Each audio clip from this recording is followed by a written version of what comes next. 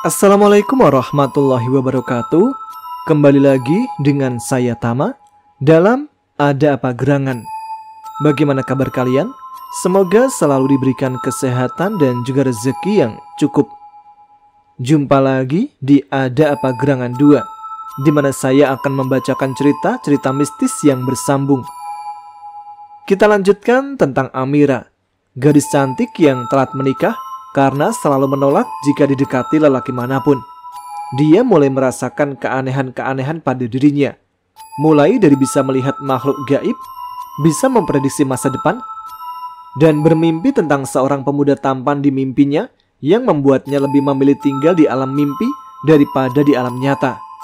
Baik, seperti apa kelanjutan kisah Amira dalam kisah Jin Nasab ini? Teman-teman, ada apa gerangan? Ceritanya mulai dari sini.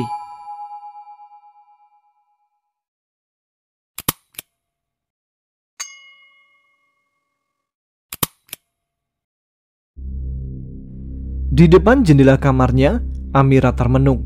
Kedua orang tuanya telah mengatakan bahwa dirinya disukai oleh makhluk yang berbeda alam dengannya. Dan kenapa ia selalu marah jika membahas pernikahan?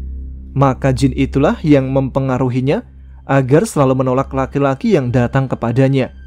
Karena pada dasarnya jin itu cemburu dan Amira hanya miliknya seorang. Amira? Suara Bu Halimah terdengar di luar kamarnya sambil mengetuk pintu. Amira tersadar dari lamunannya. "Iya Bu," sahutnya malas, membalik badan kemudian berjalan untuk membuka pintu. Di depannya Bu Halimah tersenyum keibuan. "Ayo keluar, ayahmu mau bicara sesuatu." "Mau bicara apa?" tanya Amira mengimbangi langkah Bu Halimah. "Nanti kamu tahu sendiri." Meski penasaran, tapi Amira tidak bertanya lagi. Di ruang tamu, Pak Hadi duduk sambil minum secangkir kopi. "Sini, duduk di samping ayah," kata ayahnya menepuk sisi kosong di sebelahnya. "Ada apa ya?"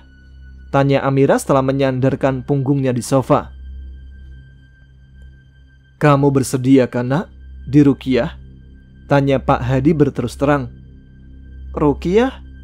Kata itu tidak asing di telinganya, karena ia mengetahui sedikit tentang metode itu dari stasiun TV swasta beberapa tahun lalu yang tidak sengaja ia tonton. Meski tidak lama, hanya beberapa menit saja waktu menonton acara itu. "Iya, ruqyah syar'iyah, agar jin itu tidak mengganggu kamu lagi," jawab Pak Hadi. "Harus ya ya." Entah mengapa rasanya berat jika ia harus diruqyah. Seperti separuh dirinya tidak rela. Ada rasa takut yang tiba-tiba ia rasakan. "Kenapa nak? Apa kamu gak mau?" tanya Bu Halimah. "Benar, kamu gak mau?" sahut Pak Hadi. Amira sedikit gugup. Bukan gak mau, tapi kan libur kerjaku hari Sabtu Minggu. Apa tempat itu akan tetap buka?" "Masalah itu kita akan tanya sama Pak Hamid. Kamu siapnya kapan? Kita akan rundingkan," ucap Pak Hadi. Jujur saja, reaksi Amira saat kerasukan membuatnya ngeri. Dan menurut Pak Hamid, bisa saja Amira kerasukan lagi jika tidak segera diruqyah. "Terserah ayah aja," ucap Amira pelan. "Jangan terserah ayah, karena di sini kamu yang akan diruqyah," ucap Pak Hadi tegas. "Memang tempatnya di mana?" tanya Amira sebelum memutuskan hari apa ia bisa.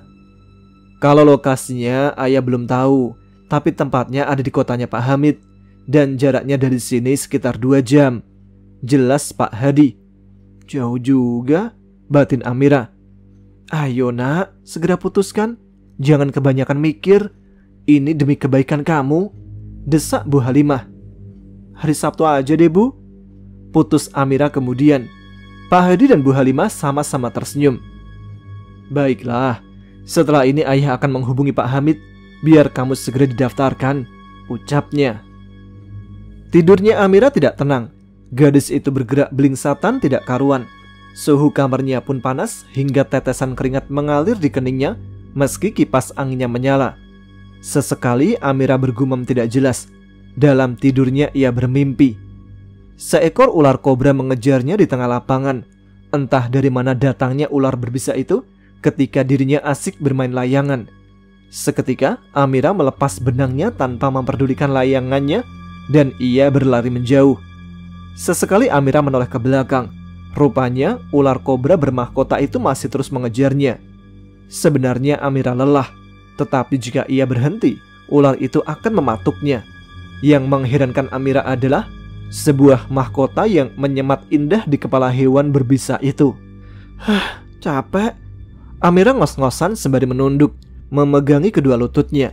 Larinya cukup jauh sehingga ular itu kalah jauh darinya. Amira?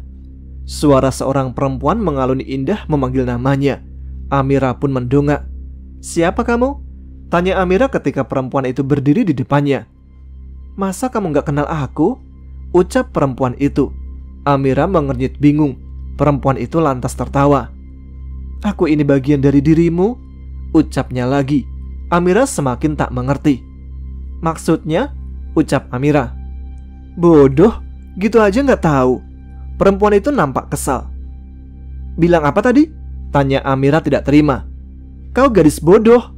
Ingin sekali aku mencekikmu karena teman ayahmu telah membuatku tidak berdaya. Ucapnya marah. Kamu yang bodoh. Datang-datang ngomel gak jelas. Hardik Amira. Minggir, jangan halangi aku. Aku mau lewat. Amira mendorong tubuh perempuan itu. Berani kamu? Marahnya. Amira menoleh ke belakang. Mau gelut? Sini aku ladenin. Tantang Amira. Oh, berani juga kamu ya? Ucapnya mencemooh.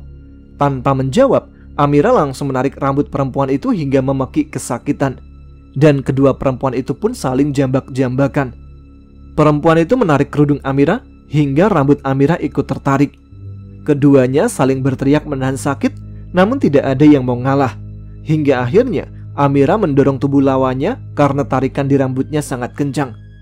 Kurang ajar, umpat perempuan itu sambil berdiri, lalu menyerang Amira hingga Amira tersungkur karena tidak siap menerima serangan. Amira bangun namun terjatuh lagi. Tidak akan menang kamu melawanku. Di sisi lain, Pak Hamid juga merasakan hal yang sama seperti Amira. Bedanya yang menyerang Pak Hamid dalam mimpi adalah ular kobra bermahkota yang tadi mengejar Amira. Ular berbisa itu pun menyemburkan bisanya pada Pak Hamid yang tengah berjalan di sekitar persawahan. Beruntung Pak Hamid langsung menghindar. Astagfirullah, ucap Pak Hamid melihat ular bermahkota itu berubah menjadi laki-laki gagah. Pakaiannya yang dipakainya dari zaman kerajaan. Pandai juga kamu Hamid, ucap laki-laki gagah itu. Siapa kamu? Tanya Pak Hamid. Aku Sanjaya, yang tadi siang kamu kalahkan, ucap Sanjaya lantang. Tadi siang? Kamu... Pak Hamid terhenyak. Ya, akulah yang selama ini menyukai Amira. Tapi karena kedatanganmu, kamu mengacaukan segalanya, ucap Sanjaya marah. Kamu bangsa jin, tidak seharusnya kamu menyukai manusia. Bangsa kalian berbeda dengan kami, ucap Pak Hamid mengingatkan. Sanjaya tertawa keras hingga membuat telinga Pak Hamid sakit. Tahu apa kau orang tua? Olok Sanjaya. Apa tujuanmu menampakkan wujud aslimu? Tanya Pak Hamid. Tujuanku? Tentu saja aku ingin balas dendam kepadamu. Kamu sudah mengalahkan temanku, jawab Sanjaya. Ada berapa temanmu yang merasuki Mbak Amira? Hahaha. Rupanya kau penasaran juga Hamid. Tawa Sanjaya membahana. Pak Hamid mengucap istighfar berkali-kali. Kamu takut Hamid? Tanya Sanjaya. Untuk apa aku takut dengan makhluk lemah sepertimu? Ucap Pak Hamid. Seketika raut wajah Sanjaya mengeras. Dikatakan makhluk lemah, ia tak terima. Tanpa aba-aba, Sanjaya mengeluarkan jurusnya menyerang Pak Hamid. Jurus tak kasat mata itu berhasil mengenai dada Pak Hamid, membuat Pak Hamid terbatuk sekaligus kesakitan. Cuma segitu kekuatanmu? Ejek Sanjaya. Dalam tidurnya, Pak Hamid terbatuk-batuk sambil memegangi dada kanannya. Istri Pak Hamid terbangun ketika batuk Pak Hamid tak berhenti. Istri Pak Hamid membangunkan Pak Hamid, menggoyang lengannya pelan. Pak, bangun. Ya Allah, keringatmu Pak. Istri Pak Hamid bernama Sarah itu panik melihat suaminya kesakitan dalam tidurnya. Pak Hamid membuka kedua matanya. Sakit Bu, dada ayah. Pak Hamid menunjuk dadanya. Bu Sarah segera mengambilkan air lalu mengulurkan kepada suaminya. "Minum dulu, Pak." Pak Hamid meneguknya perlahan. Alhamdulillah, rasa sakit itu berkurang. Pak Hamid beristighfar dalam hati, mengingat mimpinya tadi. Sepertinya ia harus segera mengatakan kepada temannya. Amira membuka kedua matanya ketika terdengar kumandang azan subuh. Jam menunjukkan pukul 4:15. Masih terlalu awal untuk ia bangun. Ingatannya beralih ke mimpinya semalam. Lagi-lagi ia bermimpi ular. Menurut kepercayaan orang-orang terdahulu, jika bermimpi ular atau dipatuk ular, berarti akan segera mendapatkan jodoh. Jodoh? Amira tersenyum sinis. Ia saja sangat benci laki-laki. Gara-gara makhluk halus bernama jin yang menyukainya. Bagaimana bisa ia akan mendapatkan suami jika jin itu masih menyukainya? Rasanya sangat mustahil. Amira menyibak selimut lalu keluar dari kamarnya untuk melaksanakan kewajibannya. "Tumben, jam segini anak ibu udah bangun?" tanya Bu Halimah juga hendak mengambil air wudhu di kamar mandi. "Iya Bu, kebangun pas dengar suara azan, jadi sholat sekalian," jawab Amira. "Lebih baik gitu, karena tidak bagus sholat ditunda-tunda," ucap Bu Halimah. Amira hanya mengangguk sekilas. Benar yang dikatakan ibunya. Ia sering melalaikan sholat tepat waktu. Dulu saja saat ia masih di bangku perkuliahan, tidak pernah melalaikan waktu sholat. Tetapi semenjak masuk kerja, ia menjadi orang yang pemalas. Bahkan puasa-puasa sunnah tidak pernah ia jalankan lagi. Seperti biasa, selesai sholat, Amira akan menyempatkan mengaji walau beberapa lembar. Untuk yang satu itu, mengaji Al-Quran tidak pernah Amira tinggalkan. Setiap selesai sholat 5 waktu, akan ia lakukan mengaji, mengingat nasihat guru ngajinya terdahulu. "Bisa bicara sebentar Pak Hamid?" Pak Hadi menghampiri Pak Hamid ketika orang yang sudah menolong putrinya itu akan keluar dari masjid. "Oh, bisa Pak Hadi. Kebetulan saya juga ada sesuatu yang ingin saya sampaikan pada Pak Hadi," ucap Pak Hamid. "Kita bicara di teras samping aja yuk," ajak Pak Hadi. Kedua pria parubaya itu memilih teras sebelah kanan untuk mengobrol hal penting. "Jadi begini Pak Hamid, putri saya setuju untuk diruqyah dan Amira bisa di hari Sabtu," ucap Pak Hadi. "Alhamdulillah Mbak Amira setuju. Saya kira Mbak Amira bakal menolak untuk diterapi secara metode Al-Quran." Pak Hamid sangat senang mendengar kesiapan Amira. Belum ia bicarakan, Pak Hadi sudah mengatakan lebih dahulu. Cukup kagum juga dengan kemauan Amira. Karena biasanya orang yang terdeteksi terkena gangguan jin akan menolak dengan keras. Apalagi semalam jin yang menyukai Amira menemuinya lewat alam mimpi dan menyerangnya juga. Jin itu menunjukkan wujud aslinya, yaitu seekor ular, namun bisa saja merubah bentuk. Mengingat tipu dayanya yang suka sekali melumpuhkan iman manusia agar goyah dan takut kepada bangsa mereka. "Jadi bisakah Pak Hamid mendaftarkan Amira di hari Sabtu?" "Amira memilih hari itu karena hari itu libur kerjanya Pak," jelas Pak Hadi. "Bisa Pak Hadi. Klinik ruqyah teman saya itu buka setiap hari kecuali Senin dan Jumat. Tapi kita tidak tahu tanggalnya karena yang mendaftar untuk diruqyah juga sangat banyak," ucap Pak Hamid. "Tapi kalau bisa Sabtu depan Pak Hamid, saya tidak ingin menunda-nunda," pinta Pak Hadi. "Baiklah, saya akan usahakan. Dan jangan khawatir, saya sendiri yang akan mengantar kalian untuk meruqyah Mbak Amira ke tempat teman saya," jawab Pak Hamid. "Alhamdulillah. Sekali lagi terima kasih telah membantu kami Pak Hamid." Pak Hadi menjabat tangan Pak Hamid dengan rasa haru. "Jangan sungkan gitu sama saya. Sesama manusia harus saling tolong-menolong." Pak Hamid menepuk bahu Pak Hadi. "Ayah sudah beritahu Pak Hamid. Kita tinggal menunggu kabar darinya saja," ucap Pak Hadi ketika Amira dan Bu Halimah menyiapkan sarapan di meja makan. "Tapi ayah bilang kan kalau aku bisanya di hari Sabtu?" tanya Amira sambil menarik kursi. "Sudah, dan kebetulan hari Sabtu Minggu tempat itu tetap buka, kecuali hari Senin dan Jumat bakal tutup," jawab Pak Hadi. "Jadi kita tinggal sewa mobil sama sopirnya buat antar kita?" saut Bu Halimah. "Pak Hamid sendiri yang bakal ngantar kita ke sana dengan mobilnya," jawab Pak Hadi. "Beneran ya? Ya Allah, baik sekali Pak Hamid. Pekik Bu Halimah senang. Pak Hadi tersenyum. Ada saja orang baik di sekelilingnya. Meski sekarang hubungan dengan Pak Samsul sedikit renggang akibat sikap Amira yang sangat tidak sopan kepada keluarga tersebut. "Amira, nanti ayah yang antar kamu ke tempat kerjamu," ucap Pak Hadi. "Kenapa harus diantar segala?" tanya Amira sambil memandang Bu Halimah. "Gak apa-apa, mumpung ayahmu hari ini lagi gak kerja," jawab Bu Halimah. "Aku berangkat sendiri aja ya," tolak Amira. Biasanya jika ayahnya libur kerja, tidak pernah mengantar dirinya. "Jangan bantah ucapan ayah, Amira. Ayah tidak suka," tegas Pak Hadi. Amira menunduk sambil cemberut. "Ya udah iya, aku nurut," jawab Amira patuh. Semalam, Pak Hadi dan Bu Halimah sudah berunding. Jika selama 3 hari, Pak Hadi akan mengantar jemput Amira bekerja. Mereka juga sudah menghubungi Nindi agar selalu menjaga Amira di tempat kerja putrinya itu. Mereka juga mengatakan tentang kondisi Amira yang sebenarnya. Menurut Amira, terlalu berlebihan jika harus diantar jemput segala. Ia sedang tidak sakit, tetapi ayahnya itu bersikeras tetap mengantarnya. "Ya, hari ini aja ya antar jemputnya," ucap Amira. Pak Hadi mengendarai kendaraan roda 2 itu dengan santai. "3 hari, gak ada tawar-menawar," jawab Pak Hadi. "Nanti kalau ayah capek gimana?" "Ayahmu ini masih kuat, doakan ayah agar selalu sehat." "Amin, tapi kan aku gak apa-apa ya," bantah Amira.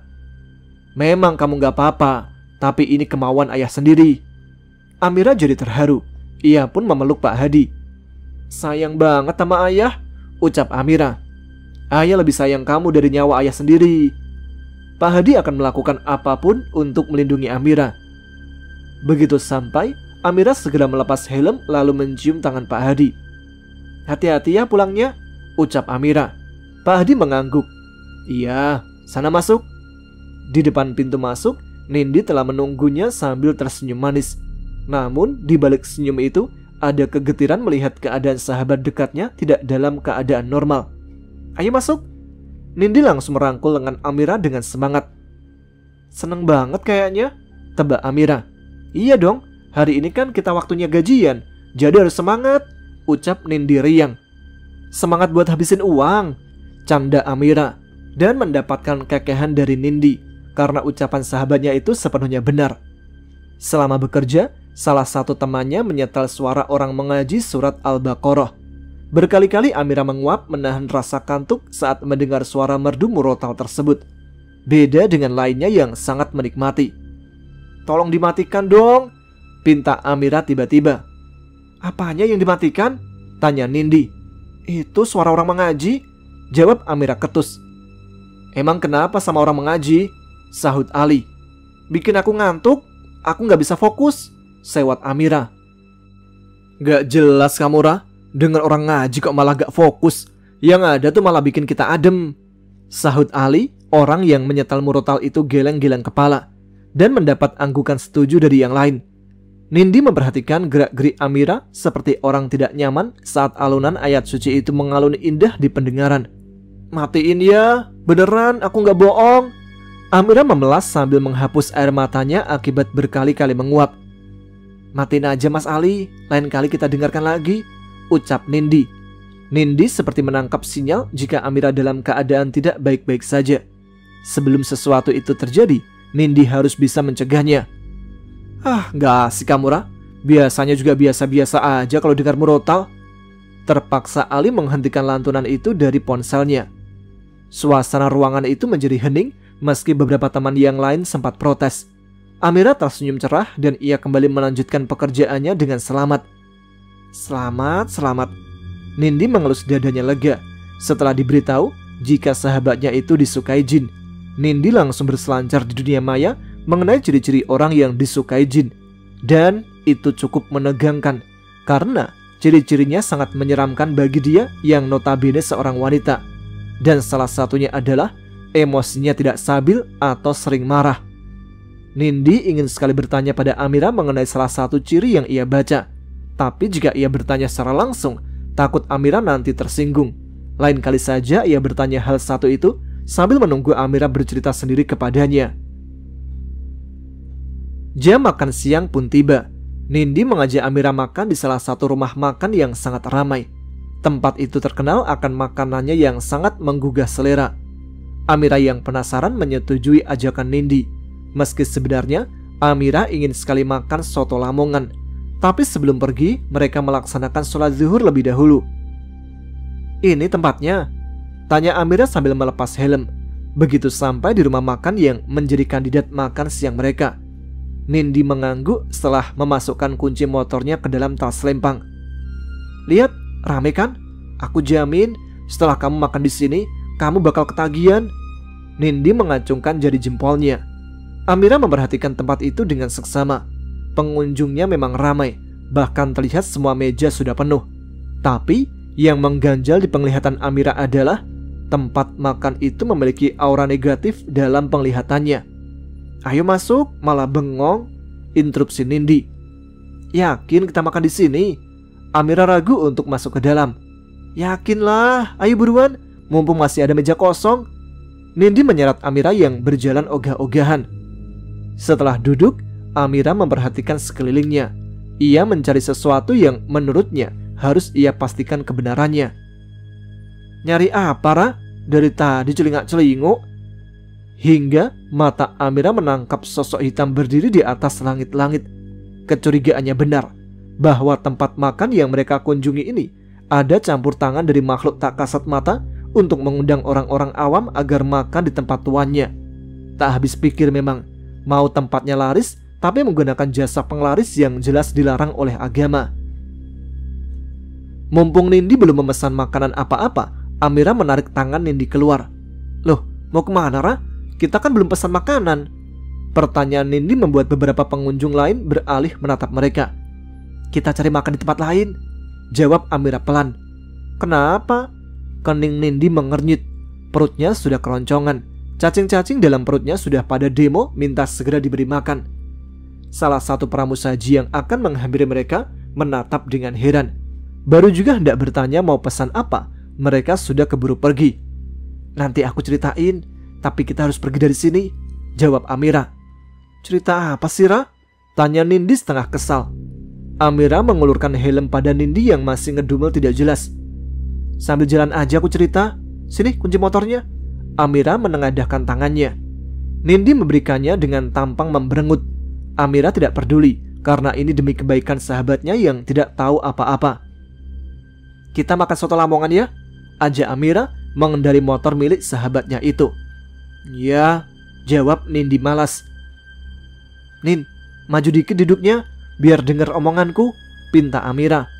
"Apaan? Cepet ngomong," jawab Nindi setelah mepet dengan tubuh Amira. Iya, tapi jangan mepet-mepet, bisa bolong punggungku."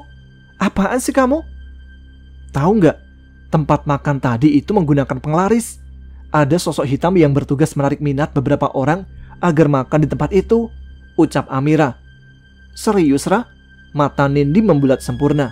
"Iya, makanya aku langsung narik kamu keluar. Aku nggak mau makan di situ. Tadi juga aku mencium bau bunga kenanga. Kamu nyium juga nggak?" tanya Amira. "Enggak kayaknya," geleng Nindi. Tapi beneran, Ra? Tempat tadi menggunakan penglaris?" Sekali lagi Nindi bertanya. "Beneran, ngapain juga aku bohong? Kan aku bisa lihat yang nggak bisa orang lihat," jawab Amira. Hingga sampai juga mereka di warung soto Lamongan. "Tapi aku pernah makan di sana. Gimana dong, Ra?" Nindi memegang lengan Amira panik. "Ya nggak gimana-gimana. Cuman masakan yang dijual di sana sudah terkontaminasi sama lidah makhluk tersebut," jawab Amira. Terkontaminasi gimana maksudnya?" "Makhluk tersebut memuntahkan air liurnya di makanan itu," jawab Amira. Perut Nindi mendadak mual. Nindi ingin muntah sekarang juga. "Kamu gak apa-apa, Nin?" Amira yang khawatir menepuk-nepuk punggung Nindi. "Antar aku toilet," pinta Nindi sambil membekap mulutnya. Amira bertanya pada pemilik warung di mana letak kamar mandinya. Segera Amira menuntun Nindi ke sana. Nindi memuntahkan isi dalam perutnya meski hanya sedikit yang keluar. "Ra, lain kali kalau aku mau makan di tempat makan, lebih baik aku ngajak kamu aja," ucap Nindi. Tidak ingin kejadian itu terulang lagi. Amira tersenyum, lalu mengajak Nindi duduk setelah memesan 2 porsi soto dan es jeruk. "Ya, nggak semua tempat makan pakai cara itu juga," jawab Amira. Tapi kan kamu bisa lihat mereka ada atau nggak ada, balas Nindi. Sesaat kemudian pemilik warung mengantarkan pesanan mereka sambil tersenyum ramah. Udah ayo makan, biar nggak telat kita baliknya, sela Amira. Di meja lain, Rama melihat Amira. Laki-laki tampan itu meninggalkan temannya sejenak untuk menyapa Amira. Sudah ada seminggu lebih ia tak berjumpa dengan gadis itu. Amira juga tidak pernah membalas pesannya yang berkali-kali ia kirimkan. Amira, sapa Rama membuat Amira tersedak. Hati-hati, maaf aku nggak sengaja. Rama segera mengulurkan segelas es jeruk dan langsung diminum Amira hingga separuh. Bisa nggak sih, nggak usah bikin orang kaget. Amira bernada galak. Rama meringis melihat sifat jutek itu keluar lagi. Ra, jangan gitu dong, tegur Nindi. Apa? Terserah aku dong, ketus Amira tanpa memperdulikan perasaan Rama. Maaf ya Mas Rama, mohon dimaklumi sifat teman saya satu ini, Nindi berbisik. Rama tersenyum dan mengangguk. Sama sekali dia tidak tersinggung. Ia sudah terbiasa dengan sikap Amira. Temanmu ini emang selalu sengak tiap ketemu saya. Untung saya punya kesabaran luas. Kalau enggak, saya sudah cium pipinya, canda Rama, dan itu mampu membuat Nindi tertawa lebar. Lain dengan Amira yang matanya sudah melotot tajam. Mas Rama orangnya suka bercanda juga ya. Asik nih kalau kalian jadi suami istri betulan. Kekeh Nindi sambil membayangkan rumah tangga mereka berdua. Pasti tiap hari berantem terus. Dan Rama sebagai laki-laki tentunya akan membujuk Amira agar tidak selalu marah-marah. Gak usah menghayal. Amira meraup wajah Nindi dengan tangan kanannya. Amira tahu persis kebiasaan Nindi, suka menghayal yang tidak-tidak. Nindi yang tadinya senyum-senyum sendiri karena melamun berjak kesal. Amira membuyarkan imajinasi lucunya. Boleh saya duduk di sini? Tanya Rama sebelum mendaratkan tubuhnya di sebelah Amira. Gak boleh? Boleh. Nindi dan Amira menjawab bersamaan. Boleh kok mas, gak usah peduliin Amira. Amira mendelik pada Nindi. Sahabat satu-satunya itu main mempersilakan saja tanpa persetujuan darinya. Amira memiringkan tubuhnya agar tidak menghadap Rama yang sialnya tersenyum manis kepadanya. Sok ganteng sih, apaan pakai senyum gak jelas begitu? Cibir Amira dalam hati sambil memakan sotonya dengan perasaan dongkol. Pelan-pelan Ra, nanti keselak lagi, peringat dari Nindi. Bodoh, saut Amira pelan. Gak baik ngomong gitu, tegur Rama. Emang itu siapa? Amira melirik tidak suka. Calon imam kamu, jawab Rama percaya diri. Di mimpimu, sembur Amira pelan. Iya, mimpi di mana kita berdua bersanding di pelaminan, jawab Rama enteng. Bibir Amira mengerucut 5 cm. Nindi tak bisa menahan tawanya melihat perdebatan dua orang di depannya. Ya ampun, kalian benar-benar lucu. Yang lucu itu bukan saya, tapi Amira. Lihat, 2 tanduknya udah keluar di atas kepalanya. Canda Rama lagi mengarahkan Nindi agar melihat kepala Amira, seolah ada tanduk yang sudah tumbuh. Sumpah, ingin sekali Amira menyumpal mulut laki-laki itu dengan sambal di depannya. Rama tersenyum lebar dan mengatupkan telapak tangannya, seperti minta maaf telah membuat Amira jengkel. Jangan ketawa mulu, habisin sotonya. Ku tinggal baru tahu rasa kamu, Amira berkata pada Nindi. Dari tadi Nindi tidak berhenti tertawa. Rama memang kurang ajar, berani mengatai dirinya. Banyak orang lagi di sekitarnya. Yang ada kamu yang ku tinggal, itu kan motorku, jawab Nindi. Tapi kan kunci motormu di aku, balas Amira. Gak apa-apa, kan ada Mas Rama yang bersedia mengantar aku, iya kan mas? Tanya Nindi pada Rama. Iya, Rama mengangguk. Centil, udah punya calon juga, sindir Amira sinis. Cie, ada yang lagi cemburu nih mas, goda Nindi. Cemburu gundulmu. Amira bangkit dari duduknya, meninggalkan 2 orang yang terbahak itu. Amira menggeluti pekerjaannya dengan serius. Adzan asar telah selesai 15 menit lalu. Namun tiba-tiba ia mengalami sesak nafas. Amira kemudian menghentikan kegiatannya. Ia memegangi dadanya yang rasanya sesak, sulit menyambut oksigen yang masuk. Ada apa ini? Padahal ia tidak punya riwayat asma, tetapi dadanya berat sekali menerima udara yang ia hirup. Amira menatap nanar Nindi dan beberapa teman lainnya. Ia ingin minta tolong pada mereka, tapi mulutnya berat untuk bersuara. Berkali-kali Amira beristighfar dan membaca apa saja agar sesak itu hilang. Hingga 12 menit sesak itu pun mereda. Amira menelungkupkan wajahnya di atas meja dengan berbantal lengan. Air matanya mengalir seiring dengan helaan lega. Sesak nafas itu pertama kalinya ia rasakan. Perasaannya sudah tidak karuan. Ia takut. Dadanya tadi seolah terhimpit balok yang tidak bisa disingkirkan. Serasa dirinya sudah tidak bisa menghirup udara lagi. Berarti seperti itulah orang yang mengidap penyakit asma. Jika asma kambuh, udara sangat sulit masuk ke hidung. Paru-paru seperti menyempit. Akhirnya waktu pulang tiba. Nindi menggandeng lengan Amira berjalan keluar. Nindi bicara banyak sekali, namun Amira diam tidak memberi respon. Gadis itu sibuk melamun. "Gimana? Bagus gak menurutmu?" Nindi meminta pendapat. Namun Amira tidak menyaut. Nindi menghentikan langkahnya, membuat langkah Amira tersendat. Amira tersadar saat Nindi mengguncang lengannya. "Kenapa?" tanya Amira polos. "Dari tadi aku nyerocos, tapi kamu malah diam.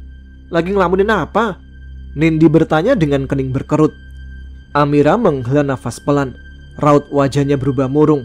Ia memilih duduk di kursi. Nindi pun menyusul. "Ra, kamu gak apa-apa kan?" Nindi nampak khawatir. "Nin, kamu pernah gak ngalamin sesak nafas?" tanya Amira pelan. Nindi menggeleng. "Alhamdulillah enggak. Kan aku gak pernah punya riwayat asma." "Emang kenapa kamu nanya gitu?"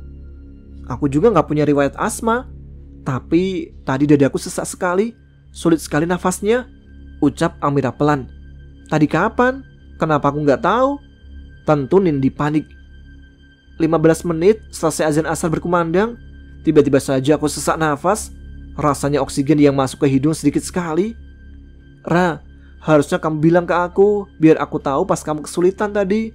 "Terus gimana? Apa sekarang masih sesak?" "Sudah enggak. Sebenarnya tadi aku takut banget, Nin. Aku mau panggil kalian, tapi mulutku berat," jawab Amira lirih. "Ya Allah, Ra." Nindi memeluk Amira. "Ra, kita ini kan teman sejak SMA. Kalau ada apa-apa, jangan pendam sendiri. Cerita ke aku. Kasih tahu apapun masalahmu padaku. Aku siap dengar keluh kesahmu." Nindi menggenggam erat tangan Amira, berusaha memancing Amira agar sahabatnya itu bercerita kepadanya tentang keadaannya yang disukai jin. Amira tersenyum sambil mengangguk. "Sebenarnya ada satu rahasia yang harus kamu tahu tentangku," ucap Amira sambil menunduk. Nindi mengangkat dagu Amira dengan jari telunjuknya. "Apa? Kasih tahu dong, jangan malah nunduk gini." Nindi pura-pura tidak tahu. "Nanti malam aja. Aku duluan ya, ayah udah datang tuh." Amira menunjuk Pak Hadi yang sudah tiba menjemputnya. "Oke, aku tunggu ya. Hati-hati." Nindi melambaikan tangannya. "Gak makan kamu?" tanya Bu Halimah. Amira yang sedang menonton drama dari negara tirai bambu di ponselnya itu mendongak. "Lagi males, Bu," jawabnya, kemudian kembali ke tontonannya. "Padahal ibu masak makanan kesukaan kamu loh." "Gak nafsu makan itu, Bu. Aku lagi pengen makan nasi goreng Cak Muklis." Amira malah nyengir. Kebiasaan. Ibu capek-capek masak malah gak kamu makan." Bu Halimah mencubit pipi kiri Amira. "Kan aku gak minta ibu masak rendang." Amira tidak mau disalahkan. "Kamu dari tadi lihat ponsel terus?" Bu Halimah nampak kesal. "Ini aku lagi nonton drama, Bu. Lihat, tampan banget kan cowoknya?" Amira mengarahkan video yang ia lihat ke wajah ibunya. "Biasa aja, malah tampanan Rama kemana-mana," jawab Bu Halimah. "Ya elah, Bu, Rama mah kalah jauh dari aktor ini," kesal Amira sambil menunjuk wajah aktor di layar ponselnya. "Rama juga tampan. Beruntungnya perempuan yang didekatkan dengan Rama." "Apaan ngomong gitu?" Mata Amira memicing. "Ibu dengar Pak Samsul berusaha mendekatkan Rama dengan perempuan lain. Dan kalau Rama setuju, maka Pak Samsul akan segera menikahkan mereka. Rania saja sering jalan sama dia." Entah mengapa, setitik hatinya menjadi tidak rela mendengar hal tersebut. Bahkan tontonan di ponselnya menjadi tidak menarik lagi. Pantas saja, Rania tidak lagi datang ke rumahnya semenjak ia sakit. Ternyata remaja itu sekarang dekat dengan perempuan yang akan menjadi istri Rama. Dan jika itu sampai terjadi, maka ibu hanya bisa mendoakan yang terbaik untuk rumah tangga mereka. "Apa ibu tahu siapa perempuan itu?" Bu Halimah mengulum senyuman. Rupanya putrinya itu tertarik dengan pembahasannya. Menurut gosip sih, perempuannya itu cantik banget. Ya cocoklah dengan Rama yang tampan. Amira tidak bertanya lagi dan memilih melanjutkan menonton dramanya. Kenapa ia harus kesal jika Rama dekat dengan gadis lain? Harusnya ia senang kan? Tidak akan direcoki lagi oleh laki-laki itu. Assalamualaikum. Pak Hadi mengucap salam. Waalaikumsalam, jawab Bu Halimah dan Amira menjawab dengan pelan. Pak Hadi melepas pecinya lalu meletakkan di atas meja. Ia baru pulang dari masjid setelah melaksanakan jamaah sholat maghrib. Kenapa putri ayah lesu begitu mukanya? Tanyanya. Bu Halimah menoleh. Dalam benaknya ia menduga jika Amira pasti tengah cemburu. Gak apa-apa, ini lagi nonton drama. Ceweknya diselingkuhi sama kekasihnya. Mana? Ibu mau lihat? Kasian sekali ceweknya. Bu Halimah ingin membuktikan jika perkataan putrinya itu hanya alasan. Amira menjauhkan ponselnya dari wajah Bu Halimah. Bisa ketahuan kalau ia berbohong, bahwa yang ia lihat sebenarnya tidak ada adegan patah hati, melainkan adegan bermain bola basket. Ibu mau tahu aja sih, protes Amira. Ponselnya masih ia sembunyikan di leher agar tidak terjangkau dari penglihatan ibunya. Soalnya ibu pengen lihat wajah perempuan yang patah hati itu seperti apa. Jelas Bu Halimah. Amira, Pak Hamid tadi mengatakan Sabtu ini kamu bisa datang ke klinik milik temannya di kota, ucap Pak Hadi. Secepat itu ya? Tanya Amira. Itu artinya kurang 3 hari ini ia akan diruqyah untuk melepaskan jeratan jin yang mencintainya. Pak Hadi mengangguk. Kita berangkatnya jam 7 karena bukanya jam setengah 10. Aku kira masih ada sopnya lagi. Pelan suara Amira. Rasanya berat sekali jika harus berangkat ke sana. Tapi jika tidak dilakukan secepatnya, maka jin itu akan semakin menjeratnya. Lebih cepat lebih baik. Itu juga karena bantuan Pak Hamid. Makanya kita tidak harus menunggu lama, jawab Pak Hadi. Kira-kira ibu bawa bekal nggak ya? Tanya Bu Halimah. Jaraknya yang jauh membuat Bu Halimah berjaga-jaga jika mereka lapar di tengah jalan. Terserah ibu mau bawa atau tidak, jawab Pak Hadi. Bawa aja lah ya, nanti kalau kita sewaktu-waktu lapar tinggal makan saja, nggak harus susah-susah beli, putus Bu Halimah pada akhirnya. Di dalam kamar, Amira bertelepon Ria dengan Nindi. Amira menceritakan tentang kondisi dirinya yang sebenarnya. Jadi, hari Sabtu di minggu ini, kamu sekeluarga berangkat ke sana ya? Tanya Nindi di seberang sana. Iya, tapi kok aku nggak yakin ya? Nggak yakin gimana maksud kamu? Separuh hatiku ngomong, jangan pergi. Tapi sebagian hatiku bilang, pergilah karena ini adalah kebaikan. Terus, kamu pilih opsi yang mana? Menurutku nih ya, kamu jangan dengarkan suara hatimu yang melarang itu. Itu bisikan tidak baik namanya. Biar kamu gak jadi diruqyah. Tapi pikiranku juga melarang, Nin. Apa sebaiknya gak jadi aja ya? Pikiran Amira menggambarkan jika Amira datang ke klinik itu, mereka tidak akan sampai ke sana dengan selamat karena akan ada musibah yang menimpa mereka di perjalanan. Jangan Ra, pokoknya kamu harus berangkat. Aku juga bakal ikut kamu kok nanti. Di seberang sana, Nindi mendesak Amira agar tidak membatalkan rencana yang telah disepakati. Tapi ini hati aku. Amira tidak melanjutkan lagi kalimatnya. Kepalanya tiba-tiba pusing. Pikiran buruk menghantui Amira sekarang. Kata-kata jangan pergi menggema di otak dan hatinya. Amira memijit pelipisnya yang berdenyut nyeri. Tapi apa, Ra? Amira? Halo? Kamu masih di situ kan? Halo?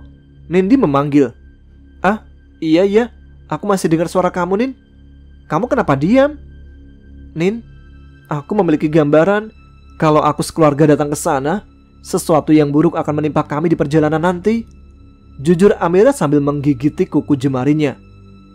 Contohnya, aku nggak bisa menyebutkan karena itu mengerikan. Suara Amira bergetar.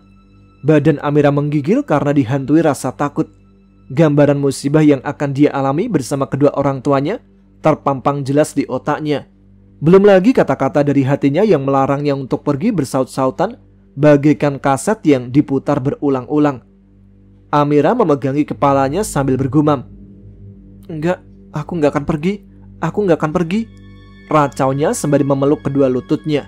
Amira merasakan kecemasan luar biasa. Ia terus meracau hingga membuat Nindi di seberang sana bingung dan memanggil nama Amira berkali-kali. "Amira, kamu kenapa Amira?" Nindi tidak mendapatkan sahutan. Karena khawatir, akhirnya Nindi mematikan sambungannya dan berganti menghubungi Bu Halimah. Amira menggeleng sembari menutup dua telinga dan terus meracau. "Aku nggak mau pergi. Aku nggak akan pergi. Enggak." Air mata juga mengalir di kedua pipinya. Karena gambaran itu masih berseliweran di pikirannya, Amira membenturkan kepalanya pada kepala ranjang bebarengan dengan Pak Hadi dan Bu Halimah yang masuk secara tergesa. "Ya Allah, anakku, kamu kenapa lagi?" Bu Halimah seakan syok, sementara Pak Hadi langsung menahan tubuh Amira agar kepalanya tidak dibenturkan pada kepala ranjang lagi. "Aku nggak akan pergi.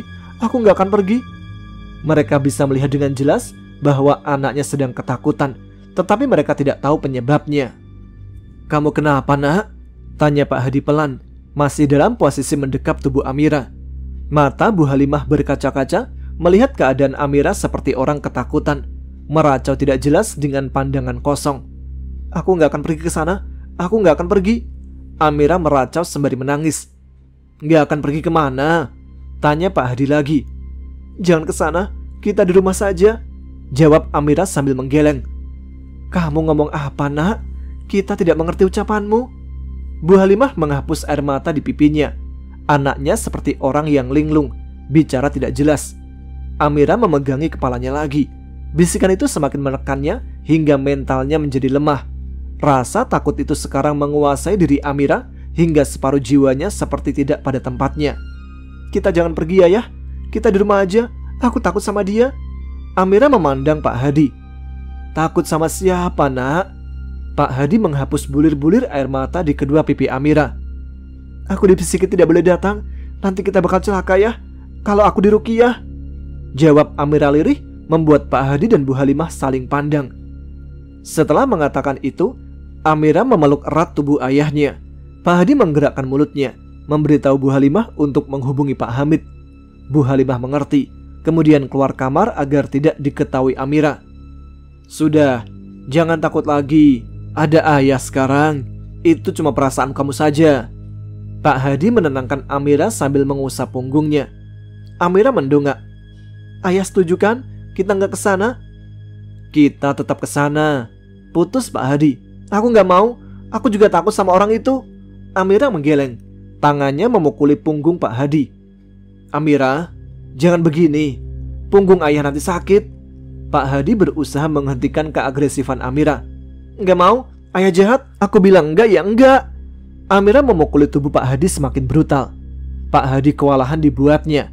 Apa sekarang putrinya itu kerasukan lagi? Tetapi jika kerasukan, maka Amira tidak mungkin menyebutkan namanya. "Rasakan ini, rasakan."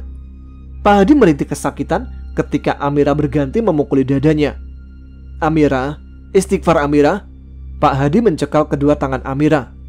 Amira menatap tajam. Pak Hadi menyadari arti tatapan itu, yang artinya Amira dalam kekuasaan jin.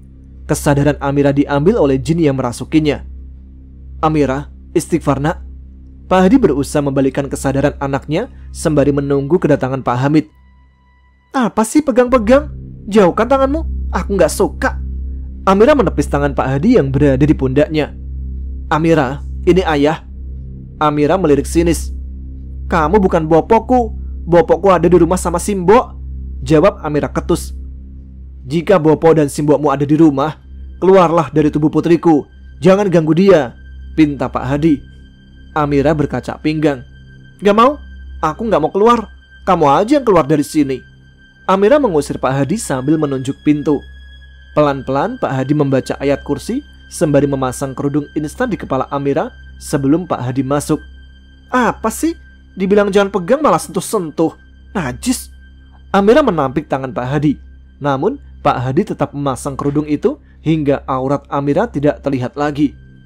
"Diam gak? Aku cakar mulut kamu." Amira mulai kepanasan ketika mendengar bacaan ayat kursi. "Tidak, sebelum kamu keluar," jawab Pak Hadi. Amira bersedekap dada, bibirnya mengerucut. "Gak mau." Bleh. Amira menjulurkan lidahnya mengejek. "Assalamualaikum." Pak Hamid masuk ke kamar Amira bersama Bu Halimah. "Ngapain kamu kesini?" tanya Amira galak, waspada juga. "Harusnya saya yang tanya sama kamu. Kenapa kamu datang lagi?" tanya Pak Hamid. "Suka-suka aku dong, ini kan tubuhku." "Itu tubuhnya Mbak Amira, bukan tubuhmu. Mau kepanasan lagi kamu?" "Aku nggak takut sama kamu. Kamu aja kalah sama Sanjaya. Kasian," ejek jin itu. Pak Hamid tersenyum. "Baiklah, kalau kamu tidak takut." Tubuh Amira belingsatan saat Pak Hamid secara khusyuk membaca kalam Allah. Panas menjalar di seluruh tubuhnya. Amira berteriak menyuruh untuk berhenti, hingga tetangga kanan kiri mendengar teriakannya. "Aku bilang berhenti, sialan!" umpat Amira dengan kemarahan memuncak. Kakinya menendang Pak Hamid, namun dengan cekatan Pak Hamid langsung menghindar. Gigi-gigi Amira bergelatuk karena emosi. Kedua tangannya terkepal kuat. Amarahnya semakin tersulut ketika rasa panas itu tidak berhenti menimpa tubuhnya. "Panas, berhenti!" Tidak kuat menahannya, Amira menangis sesenggukan. "Ampun, jangan siksa aku." Amira mengatupkan kedua tangannya meminta untuk berhenti. Bu Halimah dan Pak Hadi sebenarnya tidak tega, tetapi itu bukan anaknya yang kesakitan, melainkan jin itu sendiri. "Bopo, tolongin anakmu," jerit Amira. Tubuhnya ditahan Pak Hadi agar tidak mencelakai Pak Hamid yang sekarang menjadi musuhnya. Amira menjerit lagi. Mungkin jika Amira sadar, tenggorokannya bakal serak akibat terlalu lama menangis serta menjerit. "Ampun, ampun, aku kalah, kamu menang." Suaranya sekarang pelan, tangannya mengatup lagi, memohon jika ia tidak kuat lagi mendengar ayat-ayat suci tersebut. Pak Hamid menghentikan bacaannya. Hampir setengah jam ia khusyuk melafalkan ayat-ayat yang ia hafal. Dan akhirnya jin itu menyerah juga. "Sekarang keluarlah," pinta Pak Hamid. Perlahan tubuh Amira lemas dan gadis itu kembali tidak sadarkan diri seperti kerasukan pertama kali. Pak Hadi segera membaringkan tubuh Amira di atas ranjang, sedangkan Bu Halimah menyelimuti hingga batas dada. Pak Hadi mengajak Pak Hamid duduk di ruang tengah, meninggalkan Bu Halimah menjaga Amira di kamar itu. Amira tadi kayak orang linglung Pak Hamid. Dia meracau, badannya gemetar ketakutan, tidak mau datang ke tempat teman Pak Hamid. Katanya kalau dia diruqyah, kita bakal celaka. Jelas Pak Hadi. "Ya, seperti itulah bentuk pemberontakan jin. Mereka meracuni pikiran Mbak Amira dengan berbagai macam gambaran negatif yang mengakibatkan ketakutan luar biasa. Makanya Mbak Amira jangan sampai lengah, karena kasihan Mbak Amira. Dia selalu dibayangi kecemasan dan rasa was-was yang bisa muncul tiba-tiba. Dan jika itu berhasil mempengaruhi Mbak Amira, maka bisa mengacu pada sebuah depresi," ungkap Pak Hamid. "Depresi?" "Iya Pak Hadi, salah satu upaya jin untuk menyesatkan orang yang dirasukinya. Dan jika iman orang itu lemah, maka sangat mudah sekali membuat depresi atau gila. Tapi jika iman orang itu kuat, maka acuan depresi sangatlah tipis, karena orang itu selalu mengingat Allah Subhanahu wa Ta'ala untuk melawan rasa takut akibat bisikan jin tersebut." "Tapi kenapa jin tadi bisa merasuki Amira lagi Pak Hamid?" tanya Pak Hadi. "Sebenarnya jin itu sudah bersemayam dalam tubuhnya Mbak Amira. Hanya saja kita yang tidak tahu sejak kapan jin itu masuk ke tubuhnya Mbak Amira. Dan yang membuat Mbak Amira kerasukan itu karena beberapa faktor. Salah satunya emosi yang tidak bisa dikendalikan. Maka jin akan mengambil alih kesadaran. Melamun juga bisa menjadi penyebabnya. Makanya orang seperti Mbak Amira sangatlah sensitif kepada segala hal. Saya sarankan malam ini jangan biarkan Mbak Amira tidur sendiri. Suruh Bu Halimah untuk tidur bersamanya." Baik, sampai di sini dulu episode kali ini. Kita lanjutkan perjuangan cerita Amira dalam memutus hubungan dengan jin nasab yang ikut dengannya pada episode selanjutnya di Ada Apa Gerangan 2. Terima kasih untuk teman-teman yang telah menyimak, like, dan komentar di setiap video Ada Apa Gerangan. Bagi yang belum subscribe channel ini, silahkan subscribe supaya lebih semangat lagi untuk menghadirkan cerita-cerita menarik untuk teman-teman sekalian. Dan tentu saja, tuliskan komen, tunjukkan eksistensi kalian. Baiklah, saya Tama pamit. Jumpa lagi di episode selanjutnya. Wassalamualaikum warahmatullahi wabarakatuh.